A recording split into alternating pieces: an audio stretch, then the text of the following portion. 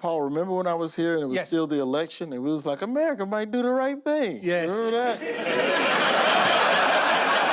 was crazy. That was a good time.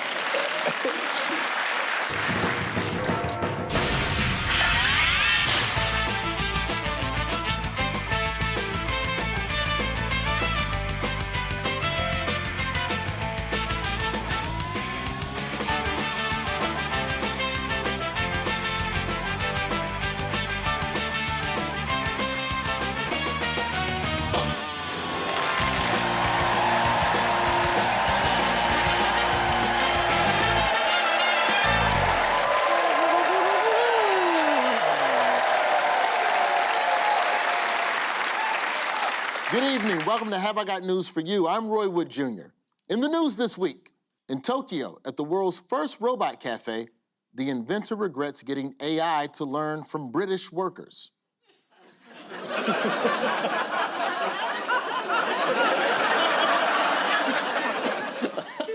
Elton John denies he's overindulging his pet dog as he takes little Sasha for a tapeworm injection.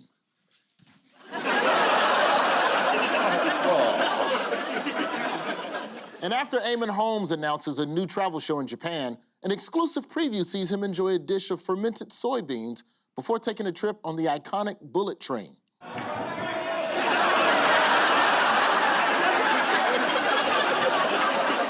On Ian's team tonight, an actor and comedian who has 5 children, or as Boris Johnson would put it, hardly any. Please welcome Gus Kahn. On Paul's team tonight, a journalist and broadcaster who hails from Scotland, or as we Americans call it, the land of Mel Gibson. Please welcome Kirsty Wark.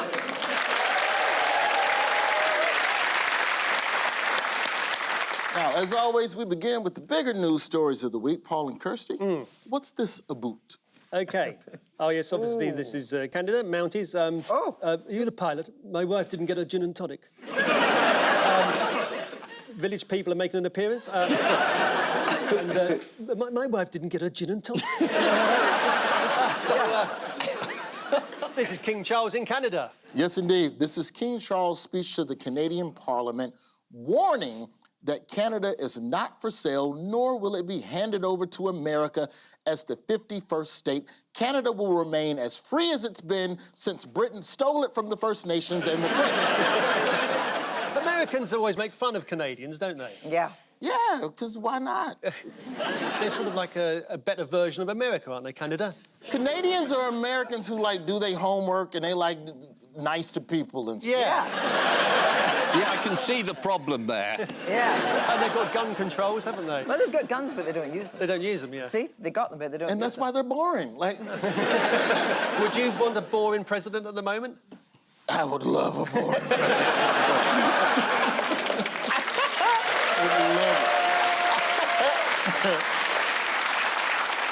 What traditional Canadian activity did King Charles partake in while over there? Ice hockey. Snowshoeing. Ryan Gosling.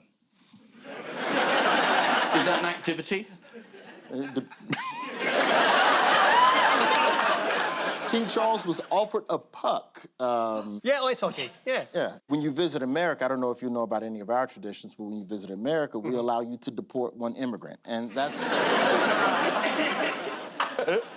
Are you going to get back in, do you think, when you go back to America? Oh, no, I'm going to be back before this airs. So. Oh, right. I'm good, bro. What's the big setback for Trump this Oh, tariffs. It's taken the courts a long time to come to the decision that these tariffs are illegal. He's not allowed to impose them. Trump is basically like most of my uncles, and they're all Pakistani. So in a very different way, like, he just be talking whatever he wants. Like, bro, my uncle is just like him in the sense that if you let him lead the free world, my uncle will be there saying, Greenland, mine. Canada, give him to me. Uncle, Canada is not a person. Give him to me anyway. Canada is mine, Greenland is mine. This is what happens when you let them people close to 80 around the world. On which occasion did Trump display his natural ability, though, this week, to tailor the right words to the right moment? Oh, yeah, he posted a thing saying Happy Memorial Day, which you don't tend to do when you're commemorating the dead. Okay, but that wasn't all. Yeah, no, I remember the first bit of it, and he said, and particularly to all those people who've spent 4 years trying to oppose him. Miserable left-wing lying toads. Yes, Trump posted on his social media, "Happy Memorial Day to all, including the scum."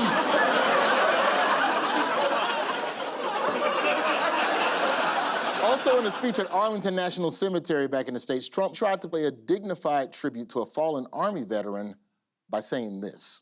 As a linguist, translator, and cryptologic technician.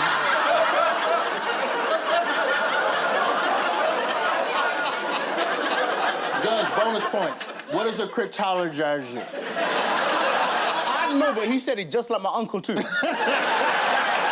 Cryptologics, I don't know what... Trump also made a speech to graduates at West Point Academy. Yes. His speech was rambling and incoherent, and guess what? I've got a game for you. Yeah. So here we have the many tangents of Trump.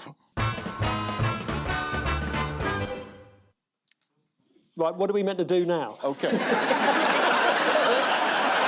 We're all stunned by the special effects. I'll get the randomizer going. It's gonna stop on one of the graphics. You have to tell me what tangent Trump went off on. Yes. Fingers on buzzers. Okay. Here's the first one. All right. That's a stealth bomber. Okay, but what was the tangent? Like, how did he... We've got a stealth bomber, but you can see it. No, he said, no, we've got a stealth bomber, but, you know, you can't see a stealth bomber, so we actually don't know how many we've got. Right. Did he say the Qataris are giving him a free stealth bomber? In gold, with taps. Let's take a look. We are buying you new airplanes, brand new, beautiful planes, redesigned planes, brand new planes, totally stealth planes. I hope they're stealth. I don't know. That whole stealth thing, I'm sort of wondering. You mean if we shape a wing this way, they don't see it, but the other way they see it? I'm not so sure. That's what they tell me. I think at this point with the president, they could just take him out to an empty runway and just point and be like, it's 15 stealth bombers right there. All right, here's the next one. Yeah. Well, that's Al Capone, famously a big criminal in Chicago who got done for tax avoidance in the end. In the past, he's talked about how Al Capone got treated better than he does. Let's see. And I say I was investigated more than the great, late Alphonse Capone. Alphonse Capone was a monster. He was a very hardened criminal. I went through more investigations than Alphonse Capone, and now I'm talking to you as president. Can you believe this? And Al Capone was investigated for tax. Yes. And they found him out because, you know, he was due to pay some tax, whereas Trump, such a pathetic failure as a businessman, he never owed any tax. He never made any money. It's the reason he hid his tax returns for years. Didn't want anyone to know that he'd never made a profit. The only man who's ever owned casinos that went bust. Yeah. Let's do another one. OK, another one. Well, Gary Player used to work as a lightning conductor. Okay. What he said about Gary Player, a hell of a player, he's a great player. His name was Player. He was a player. Let's see. Let's have a look. An example is a great athlete, Gary Player, great golfer. He wasn't as big as the other men that were playing against him, great, big, strong guys. Gary was a smaller guy.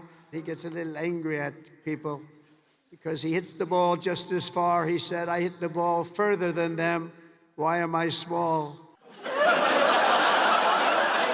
Here's the thing that's crazy about this. Keep this in mind. Those clips are from the same speech. I mean, it's a problem for him doing a graduation, though, at a military academy, isn't it? Because he didn't do any military service due to having bone spurs. Yeah. Which must be hurting Yes. badly now. I think they've grown into his brain over the years. Up his body and gone... Now, to be fair to my president, Trump wasn't all mad last week. He had one realization that was actually reasonable, and I would even say good. What was that realization that Putin's gone crazy? Was that the one? Yeah, he noticed that Putin is a bad guy. Yeah.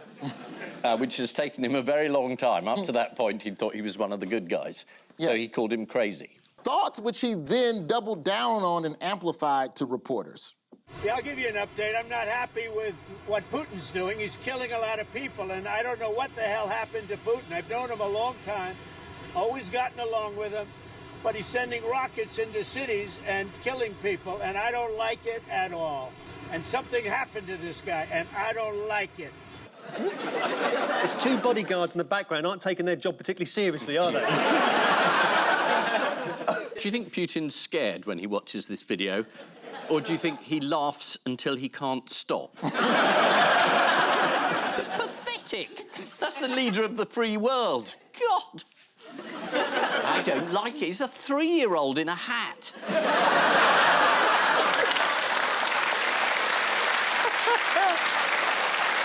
There's a suggestion that Trump isn't as tough as he likes to think. What acronym is being used to describe Trump now? Bob, the big orange baby. Oh, those are old. There's a new one. There's a new Oh, right. Trump acronym. Okay, I'll tell you what. I'll give you a hint. It's TACO. But you tell me what TACO stands for. Tough as crumble. Only.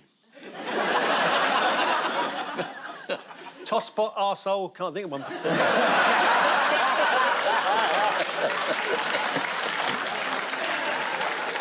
TACO stands for Trump always chickens out.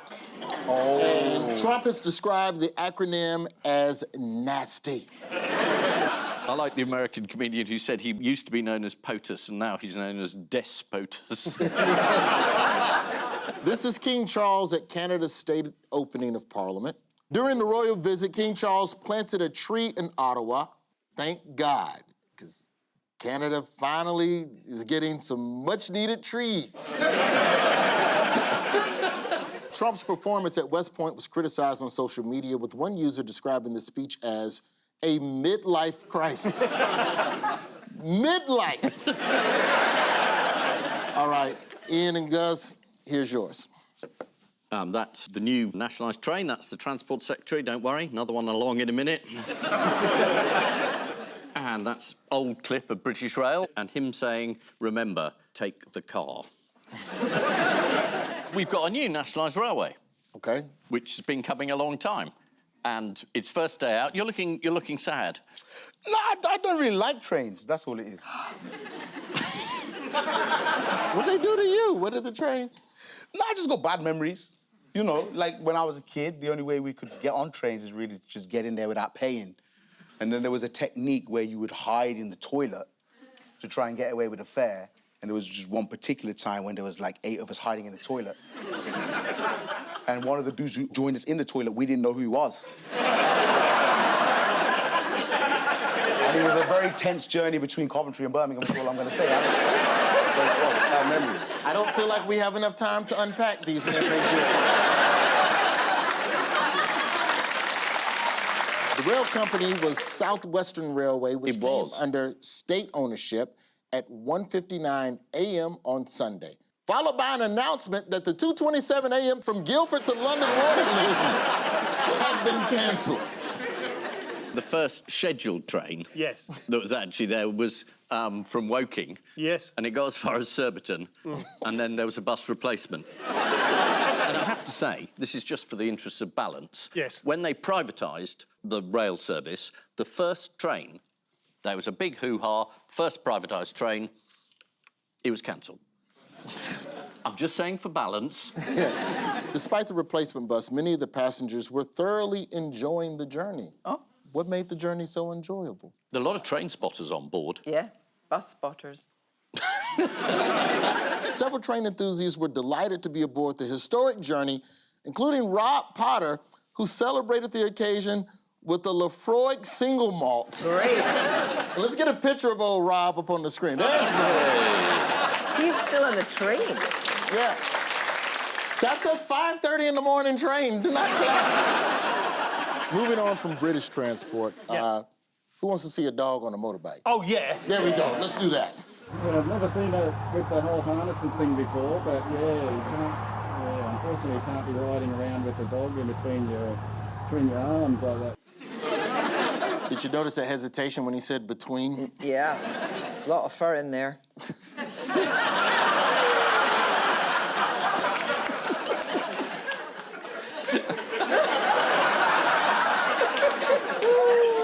Meanwhile, in water news. Do y'all just think I can't handle the good stories? You just can't give me... They find Thames Water. Yeah. Yes. Yes. Over and Yes. over and over. Millions Yeah, and millions and absolutely. millions. It's about time. Yes. They find him. Because they were going to give dividends out again. They'd given dividends out to their shareholders, which were massive on the last two occasions. And that's when the big row started. And Yeah. the man in charge appeared in front of the select committee and Yeah. said, we had to give out these huge bonuses and Yeah. dividends because the shareholders insisted. And then a day later he said, oh, yes, when I said the shareholders insisted, I meant they agreed when we told them we were going to do it. He said he misspoke, which is a new word, which means lied. Who else has come in for criticism after announcing a spending splurge? Nigel Farage. And Keir Starmer has said that if he's adopting Liz Trump's idea... Liz Trump, that's a very good mistake. Liz Trump, did I say? I see the two are very similar. He announced his new brilliant ideas for Britain. Yes. He got out a fag packet, looked at the back of it, and there it all was. Yeah. What you've got to do is we've got to cut taxes and increase spending. Yes. Brilliant. Yes. Nigel Farage listed a number of reform tax and welfare policies in a major speech, which, according to the Institute of Fiscal Studies, could cost up to $85 billion. But how did Farage say he's going to pay for all of this? He said we're going to scrap net zero, Okay. and that'll save 40 billion, which he won't. It's about 6, I think, tops.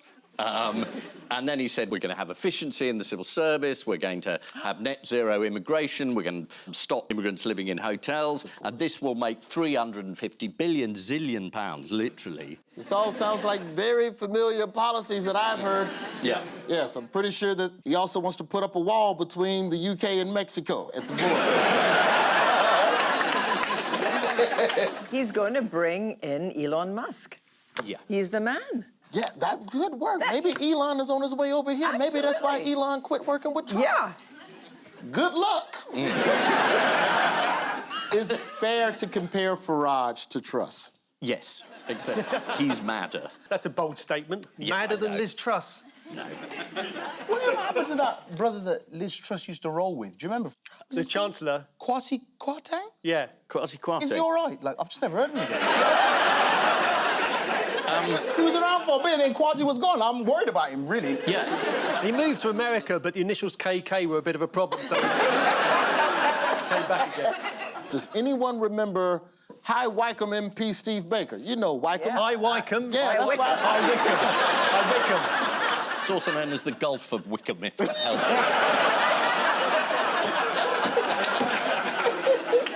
High Wycombe MP Steve Baker. Yeah. What has he been telling the Politico website? How to pronounce Wickham. Come on now. We don't know. Tell us, Roy. Now, Steve Baker's been complaining about the inadequate payoffs that MPs get when they lose their seat and is calling for a 1 year's redundancy pay instead of the 4 months that they currently get to get us over the horrible process of actually getting a job. And he continued and said, as soon as I apply, they know who I am. They do the Googling and they don't want me. Staying in High Wycombe. Wycombe. Did I say it right? Did I say it right that time? Yeah, you said it. All right, staying in High Wycombe.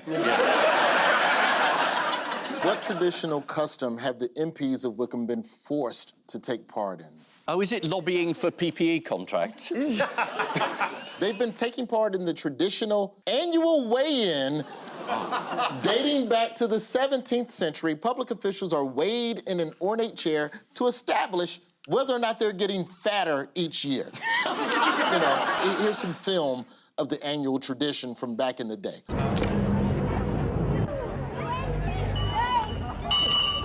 Councillor Wood, 20 stone!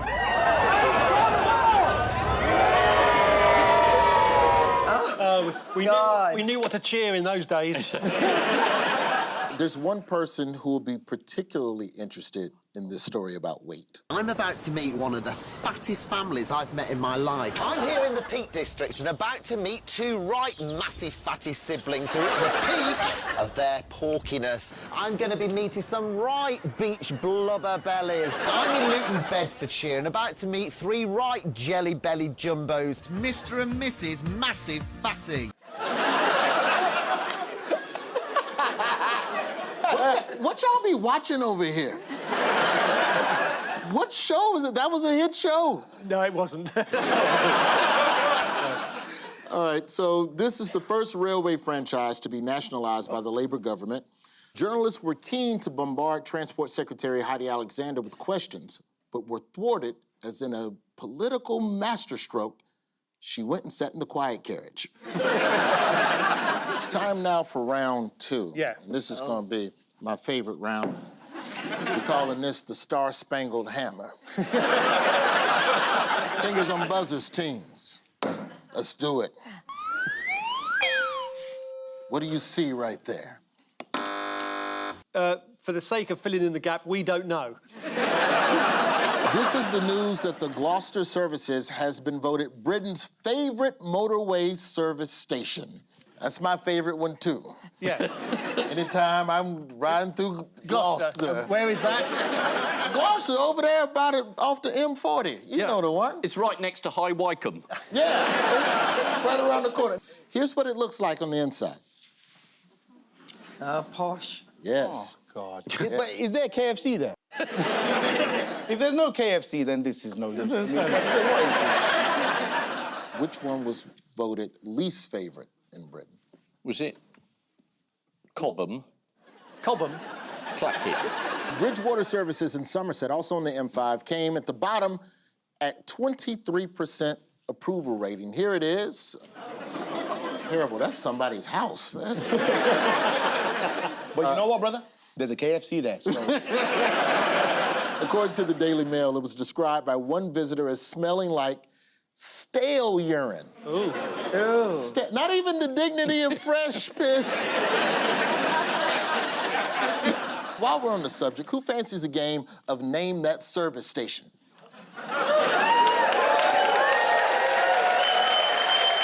Fingers on the buzzers. Here we go. Which service station, one of the largest in the UK, opened in 1993 between junctions 5 and 6 at the M25 in Surrey and was originally going to be called Titsywood? No, they're having you on here, I think. Ian, you mentioned it earlier. Was it Cobham Services or is it Clackett Lane? Clackett Lane Services!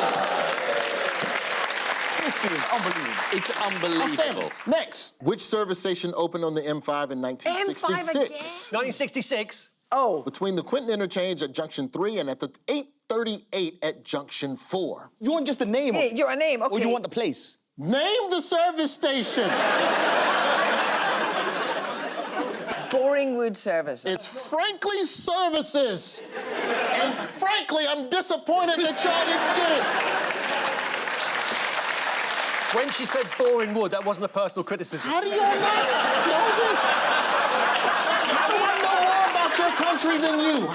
Which service station sits a mile west of junction 17 on the M4 between Bristol and Swindon and was once described as unquestionably the Xanadu of the M4? I got the answer to this. Who gives a fuck? That's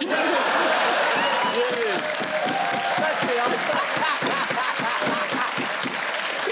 It is the Lee Delamere. Thankfully, that is the end of Name That Service Station. Back to the news. Yeah. What else has been going on in Gloucestershire this week? Is it a cheese rolling? Oh, Yeah. God. That was fantastic. Absolutely. The annual cheese rolling contest at Cooper's Hill took place this weekend, and a wonderful, wonderful, quaint English tradition. Take a look.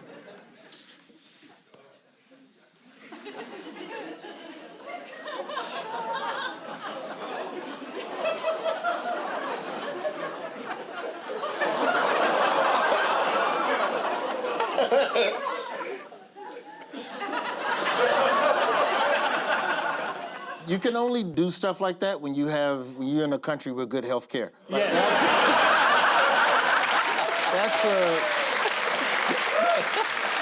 What did one of the winners have to say after the race?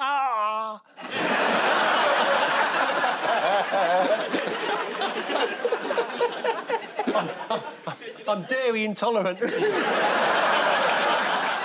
It was a dream come true because he won it the year before as well. Yep. 23-year-old Tom Kopke retained his title from last year. There he is. He said after the race, all the people at the top said they were going to steal my title, but this is mine.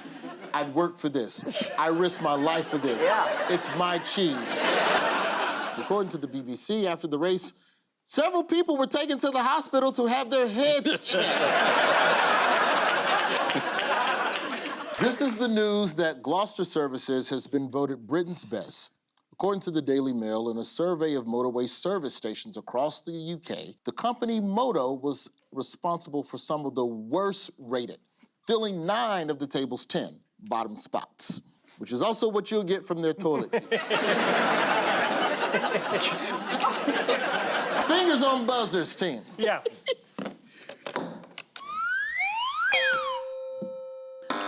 Well, that's clearly Roger Moore as James Bond with a sort of like a toolkit around his belt. Is it the new James Bond film licensed to put together IKEA License furniture? to drill. Licensed to drill. There's no drill there. This is news that MI5 are looking to hire a carpenter. According to the Times, the successful recruit will be deployed in the field to help on top secret missions by installing bugging devices in furniture and door frames. It could change the famous dialogue in Goldfinger. Do you expect me to talk? No, we expect you to make a coffee table. What are some of the perks of the job? 10% discount at Screwfix, like what? Yeah. Something practical, I would say. Something useful. Where are they advertising for this job? Checkertrade.com. I don't really feel like... B&Q. B&Q, right? Just stick it in a window. In a window. Well, you don't want B&Q, because Q does a lot of the armour. Yeah. This is the news that MI5 are looking to hire an in-house carpenter. The starting salary is £43,000 or 40,000 cash.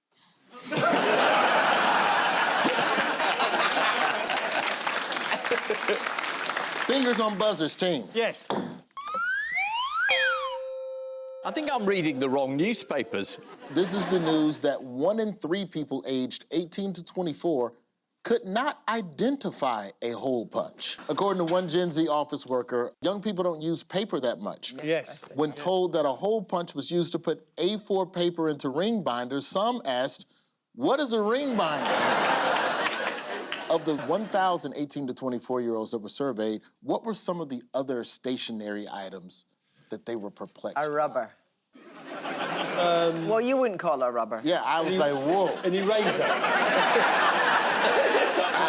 You got the condoms on the stationary aisle? Oh, an eraser. Okay, rubber, all right.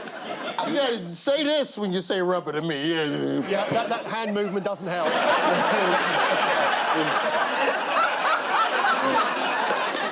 You don't need a rubber if you're doing that. You don't need that.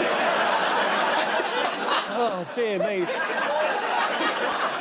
They were baffled by pencil sharpeners and paper clips. I like a pencil. Do you? Yeah. I do an HB2. In other news, Yeah. what... Yeah. Unfortunately, no, the HB2 joke's been delayed.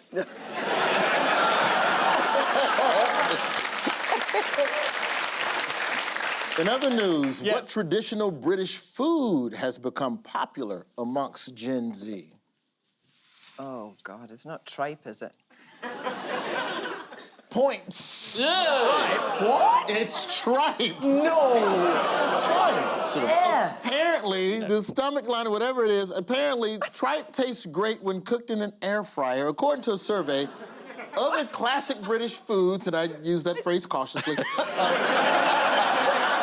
there's other classic British foods that are making a comeback, such as liver and onions and Spam fritters. Oh. Why would you fritter it, though? I'm afraid I'm not Nigella. Yeah. Do you think Ian has ever had a Spam fritter in his life? Everything we just talked about, I feel like you just add chlorine to make it better. Over in France, Yeah. what food are young people saying non to? Foie gras. Snails? A survey revealed that young people in France do not like smelly cheese as much as their parents. According to the president of One Cheese Association, Veronique Rocher-LaRouge, I assume that's French, LaRouge said young children are now given highly processed cheese that has no taste. We're becoming increasingly sanitized and Americanized. First off, Veronique, watch your mouth. Number two, the reason why Americans eat cheese out of a can is because we work 50 hours. We don't have time to chase our cheese down a hill. Staying with France. Yes.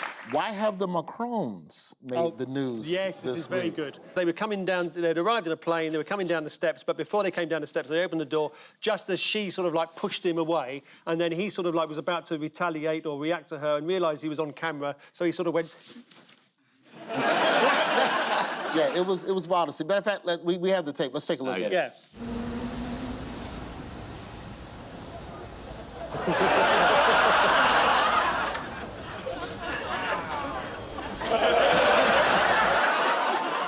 But the French, Yes. the Elysee initially said, this is fake news. This is AI. the Russians They said have it was put out AI. some fake news. And Yeah. then they had to backtrack and say, yeah, when we say it was fake news, we mean it happened. Yes. But it was playful couples banter. Yeah. Yes. Of the type we all indulge in. Well, I have pushed Macron several times. This is the news that young people are struggling with the concept of a hole punch. To be fair, these days, where would you even find a hole punch or a fax machine apart from the private eye office?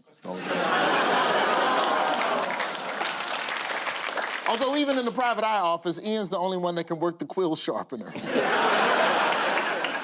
The idea that I would sharpen my own quills. Yeah. I'm just saying, my supposed reputation for being highbrow, Yeah. I got an absolute flood of letters, because in last week's issue, Yes. I said the theme tune for the Eurovision Song Contest Yes. was Handel. Yeah. And it wasn't, it was Charpentier. Yes. Can you believe it? You idiot. And it was his Te Deum, and I haven't been able to go out in the streets and look anywhere. I just feel an utter fool. And these letters, they kept coming in, one and another one.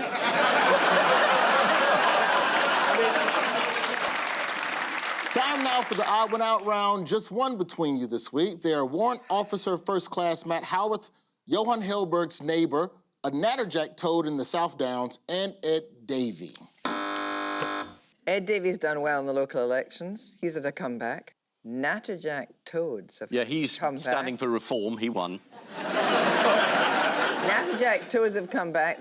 25 toadlets were found in some national park. You have no idea, do you? No. No. Do you know? To be honest with you, I haven't really paid attention to the news. But I feel grossly underprepared. I'm trying to figure out why the Ed Davey picture, why is he grabbing imaginary boobs?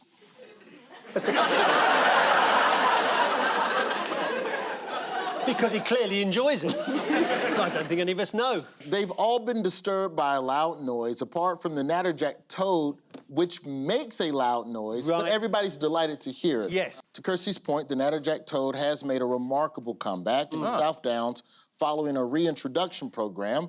A total of 28 toadlets have now been counted Toadlets? at the site in Hampshire, making it the first time the natterjack toad has bred in over 50 years. I like that word, toadlet. Is that the one after the squiggly one? The tadpole. The tadpole. The squiggly one, it's like listening to David Attenborough, isn't it? And here, the Squiggly one. which eventually becomes a bigger squiggly one. How loud is the natterjack? 85 decibels. Yep. 2 Brian Blesseds. It can be heard up to a mile away. That's what it sounds like. I'll get that. What is the toad trying to say in that call? I'm a mile away.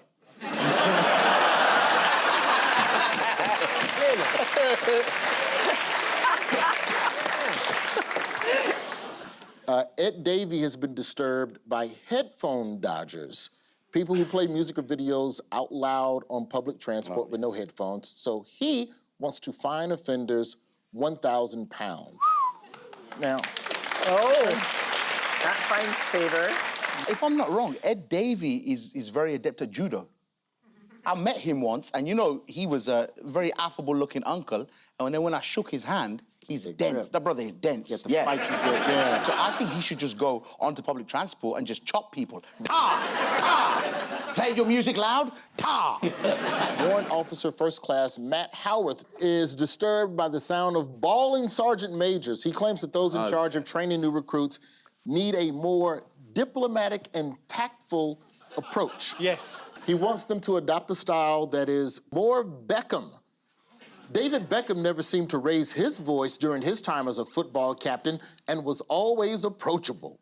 Is that really going to work on the parade ground? Hi, everyone.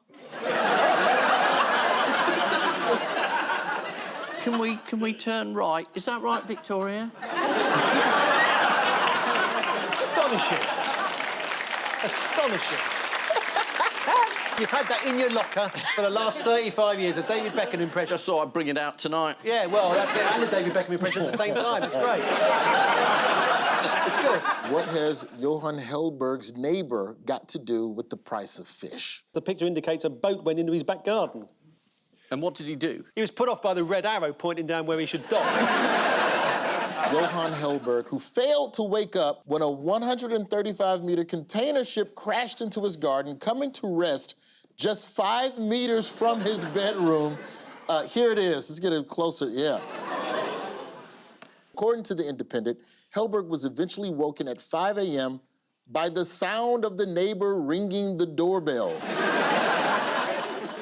How loud is that doorbell?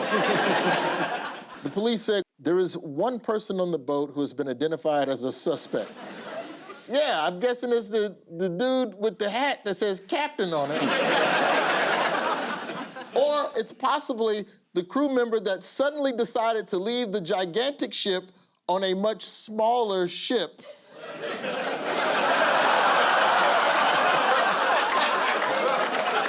They've all been disturbed by a loud noise apart from the natterjack toad, which makes a loud noise. But everyone is delighted to hear that noise.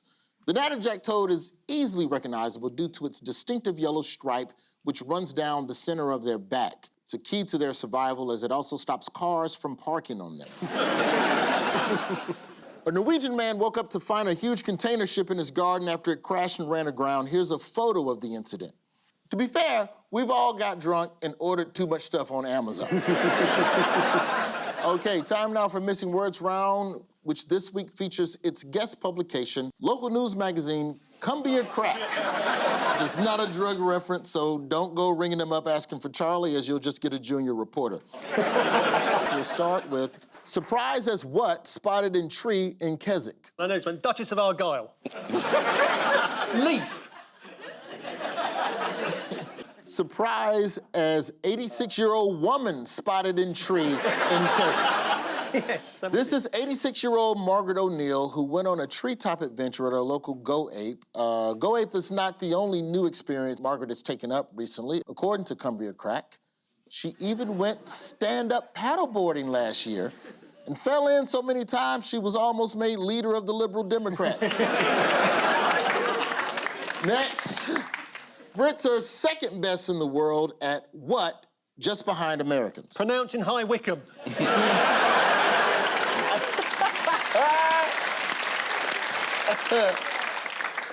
Coming first. Brits...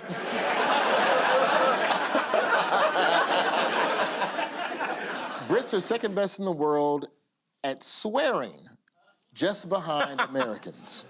What a load of fucking rubbish. One of the politest nations in the study is Hong Kong, where banned words include fuck, shit, and democracy. Next, what on petrol station forecourt proves popular? Petrol.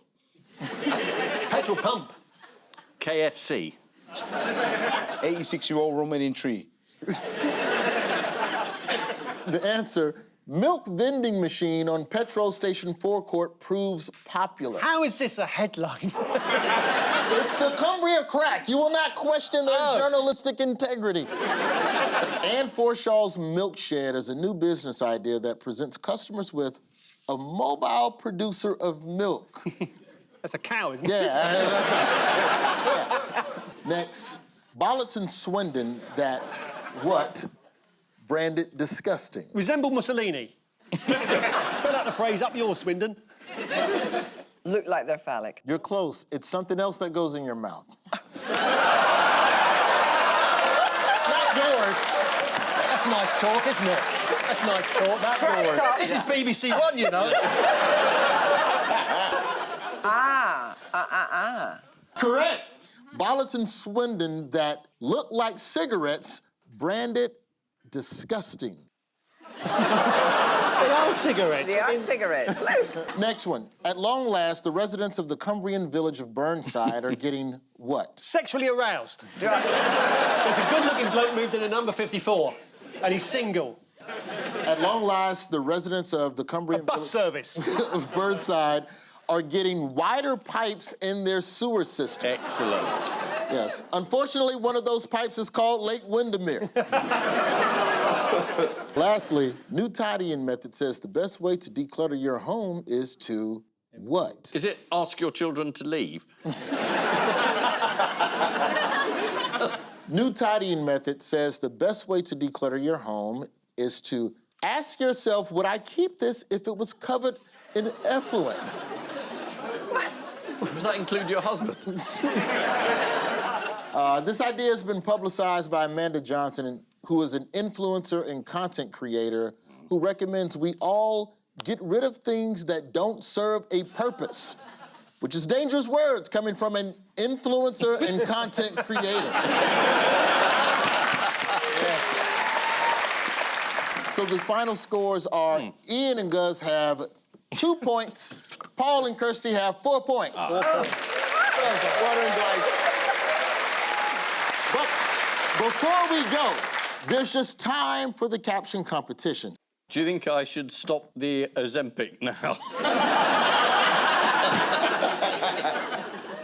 On which note, we say thank you to our panelists, Ian Hislop and Gus Kahn, Paul Merton, and Kirsty. I keep flipping that R. You could just call me Thirsty Work.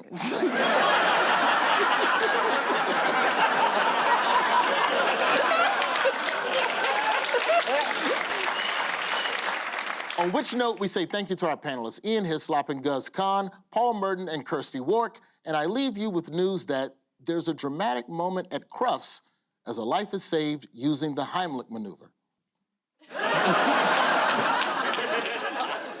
In his new favorite sport of human snooker, snooker? Yeah, snooker. Snooker's right. In his first favorite sport of human snooker, Pope Leo lines up a very tricky 6-ball plant. And in London, a familiar face turns up for the reality TV industry's Bell End of the Year Awards. Good night.